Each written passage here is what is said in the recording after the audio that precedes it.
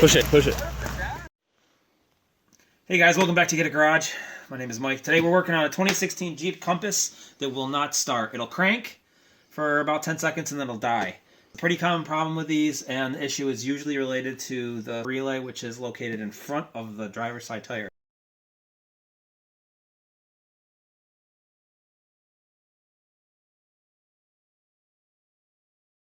And as you can see here, it's actually got a little bit of moisture on it. We dried it out a little bit, but it's still pretty wet. And this car hasn't been driven, so this is just water that's been dripping down. You can see it's wet all the way up to here, and the water's just coming right out of the harness. So definitely not a good situation here. I don't know what Jeep was thinking when they designed this, but we're gonna see if we can figure out the problem, and likely it's this relay that gets corroded. So we're gonna pull this out and show you what it looks like. Alright, so what looks like's going on here is, looks like water's coming off of the window and running down this channel, and once you get past a certain, actually you can feel it right up in here, there's foam up inside of the fender here, and this whole thing is all wet right now. So the waters must be running off the windshield and then coming down here, and eventually it's getting on this wiring harness right here, which is totally soaked, and it's feeding it right down. It's just dripping right down into the fuse panel. Alright, so we've got the inner wheel well popped out. There's 4 bolts actually right here on the fender, and then there's also 3 clips, 2 on the bottom and 1 inside. I'm going to want to get that up out of the way, and then there's 2 bolts holding this up in place. There's a bolt here and here, which is these 2 bolts right there, so we just have to take the nuts off, and a couple of clips to remove the wires, and I also had to disconnect the fog light and the horn to be able to pull this out. Now that I've got this out accessible to take a look at it, you can see that the bracket here, this is a 2016, and we're in 2020 right now, is already rusting a little bit right here. And inside of here is where they say the problem happens. So we're going to pop this open, and you guys will get to see the same thing I do right alongside me. Let's see if we can find any corrosion in here. It's definitely dirty, so it's getting something in there. It's one of these 2 right here, I believe. Let's see if I can pop it out. That don't look too bad. There we go. There's the problem. How's the corrosion in there? It's broken off inside. So down inside right there, there's a little tiny bit of corrosion right where there's a connector on this. And it's actually broken off down inside of the fuse panel. That's a green cancer right there. That's the nasty stuff. So now we got to figure out how to get in there and figure out what to do to fix this. I'm going to dig in a little bit more. See if we can maybe look behind this and make sure that the wires are okay, and de-pin that one spot and then repin it in there and fix it. But exactly what I thought it was. So right down in here where there was supposed to be a connector, we got the green cancer. Try and clean this off a little bit, and maybe I can pull that pin out. Doesn't look very promising though. I might have to open this fuse panel and come in from the back and de-pin it. There's probably no chance in grabbing that. It's like flush with the plastic. Alright, I'm going to get this thing off of the bracket. There's 2 clips on here, right here and right here. See a little bit better what we're doing.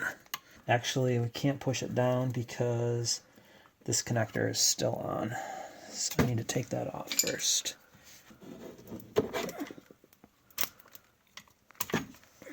The disadvantage of this is you can't do any of the work on a bench. You have to kind of fight with it here under the wheel well, which sucks a little. Alright, so there's a clip here and a clip here.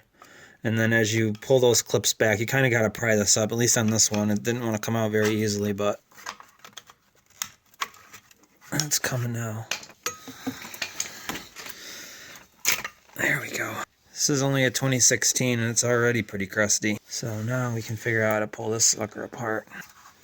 Alright, so we need to take the back of this box off, and to do that there's 4 clips. There's 2 here that are visible, and then there's 2 that you can't see on the side where it was holding the bracket. You got to get down from the top with a small screwdriver, and if you have a light you can see down in there that you need to pry that away, just like this one. It's just on the opposite side, and the same thing right up here on this part, and you just need to pry that away a little bit and you'll be able to get that off. It's a little difficult to get them all popped open at the same time so you can pry it out. Sometimes they'll pop back in. There we go. That's that piece off. Now we can see the bottom where the wires go in. And what we're looking for is actually the It's all wet still. The top right-hand side one there, which is all green, so we need to flip this over and take a look. We actually have 2 wires going into that location here. So I'm going to try and see if we can depin this and clean all that green gunk out of there and then get a new connector in there. But bear with me and I'll show you how to do it. So these 2 wires, well, there's one broken one. I bet you this is broken too. Yeah, they're just both broken off in there with all green on it. So we'll have to see if we can find some good wire backup in these. What I've seen some people do is actually they'll pull the wires out that go to all these contacts and they'll just relocate the whole relay someplace else so that this doesn't happen again. So I popped out the other relays that were in here, and I just got a little screwdriver in here to pry out this piece of plastic, and by taking this out I was able to pop out the corroded piece right here. So now you probably want to take this out and you can see how bad that corrosion is. I even tried spraying it with some contact cleaner and it didn't really seem to get too much of the corrosion off. Nonetheless, you should probably pop out these other relays just to make sure there isn't any other corrosion in there. It's going to cause problems down the road while you're in there. I got that out, and see if we can clean this up a little. There's still a clip in there, what's left of it. I'm gonna try and clean this up a little bit better, and we'll show you what it looks like once I get it all cleaned up.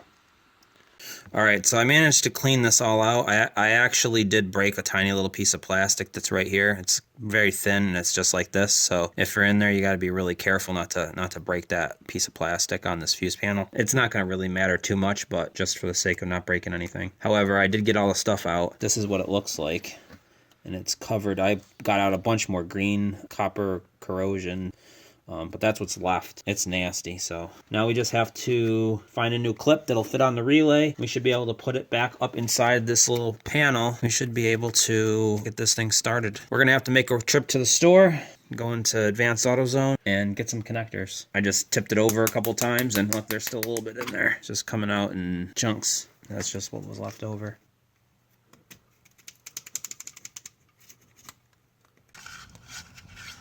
Alright, so we just got out of AutoZone and we picked up the new relay.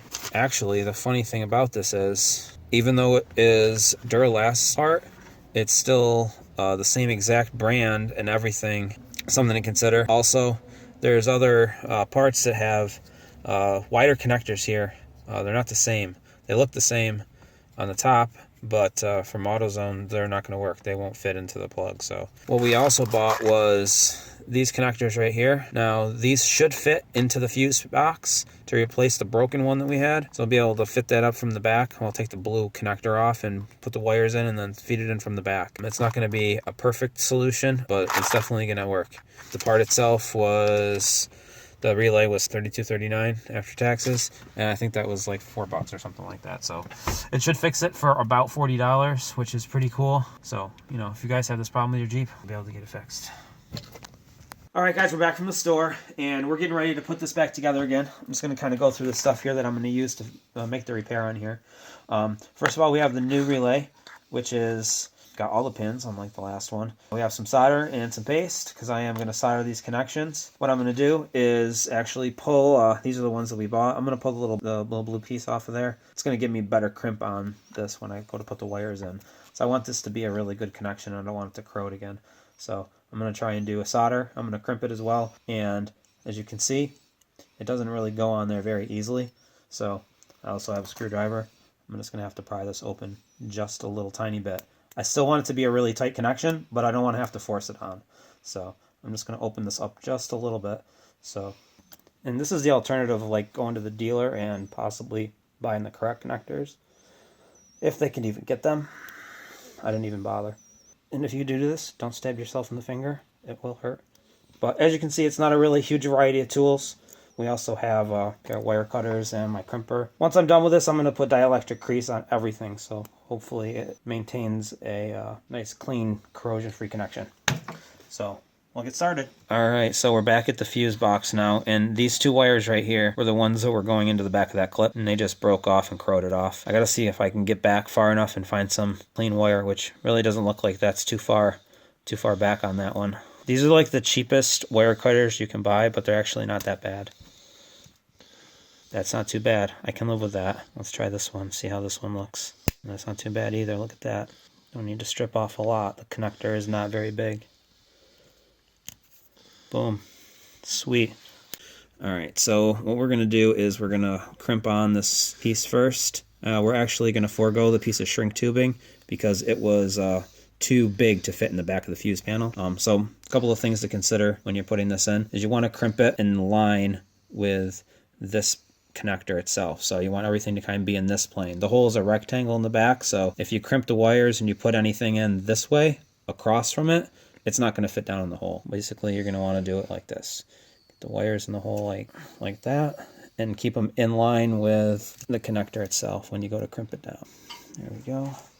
I also tin those wires, so I'm just going to throw a little bit of solder on there just to make sure that it remains a good corrosion-free connection. You know, you can't get anything in there if it's full of metal, so try and see if maybe we can prevent this in the future.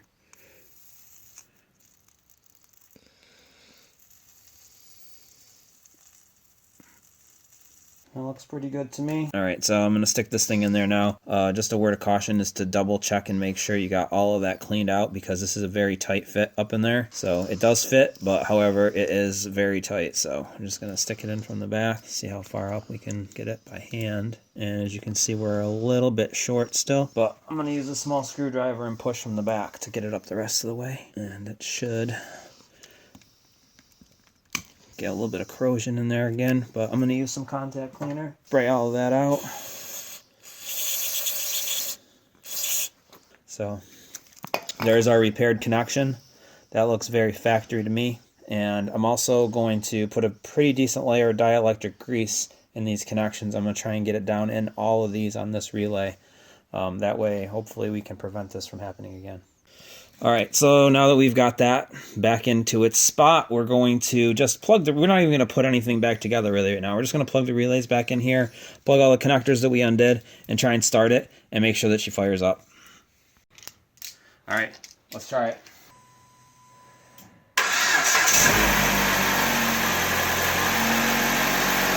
Magic. So the relay's back out. And the car did start, as you can see, so the problem is definitely fixed. What we're going to do is put this hole back together again. And this goes on just like this, and it clips right in. I'm going to put some dielectric grease on these connections, all of them, all the way down in here.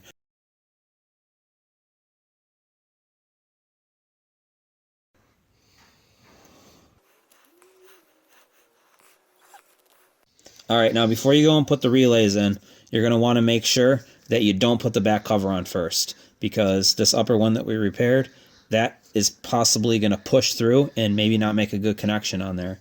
So what we're going to want to do is use a little screwdriver and kind of hold it in from the back. So I'm going to get this down in there like this while I'm pushing the relay in, and I'll be able to feel if it pushes back at all. So this should actually go in just right.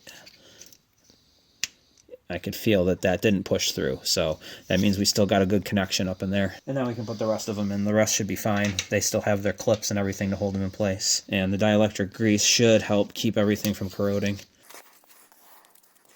And these are all the same relays. That's it right there. I did pull dielectric grease back here too, so I'm just going to get this back on.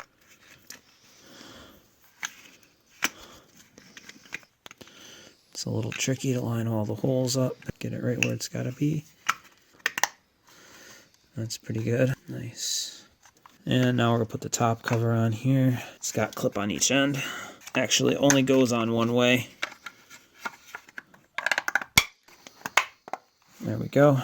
Alright, originally I was going to use some electrical tape here to try and bundle this up a little bit better. However, it was not sticking. It's a little cold out here, and my tape just isn't very good. So I have this self-fusing tape, which is actually pretty good stuff. It will stick to itself and not ever come apart. It's actually sticky on both sides, and it's very good for watertight connections. So that's pretty much what I want here. And it doesn't stick to other things very well, but once you get it touching itself, it will stick to itself very well.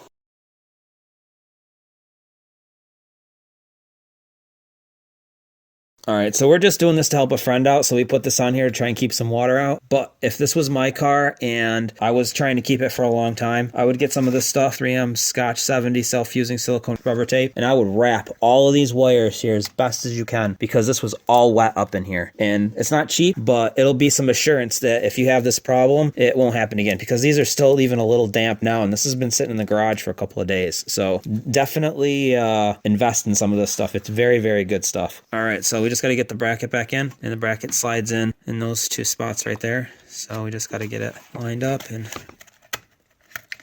get it all the way up until it clicks. There we go. You can see that it's clicked in place. Now what we have to do is bolt this back up right here and right here. So we're going to switch angles and show you bolting that back in and getting everything connected back up. All right, so it's a little difficult to see the bottom bolt because of the way the bracket's shaped. However, the top one, got to get my hand in there to get it started. Let's get that on. And then obviously there's a bottom one as well. All right, so we got the 13 back on here. Tighten these back down. All right, I got to plug this guy back in here. I like these cam lock connectors. You just get it in there, and boom.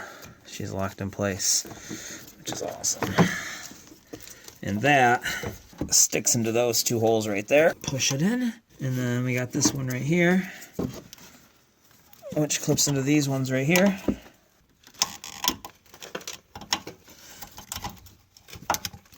Got that in.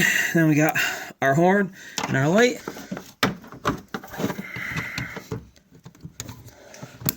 And the horn. That. That should be it now. We can put the inner fender back in. And if you have any way to waterproof any of this anymore, I highly recommend it. Anything that you can do to keep water out of here is going to help prevent this from happening again, or prevent it from happening. All right, so get the inner fender back behind the bumper. And we have these bolts right here, clip here, and two clips here. And then you just got to put the wheel back on. All right, guys, so if you have this problem on your Jeep Compass, and it's in the same year, make, model as this one, then you could definitely do this yourself with some basic hand tools. It does take a little bit of patience and a little bit of perseverance to get in there and do it yourself, but anybody with some basic hand tools can definitely do it. Definitely try this yourself, guys. Don't forget, like, comment, subscribe.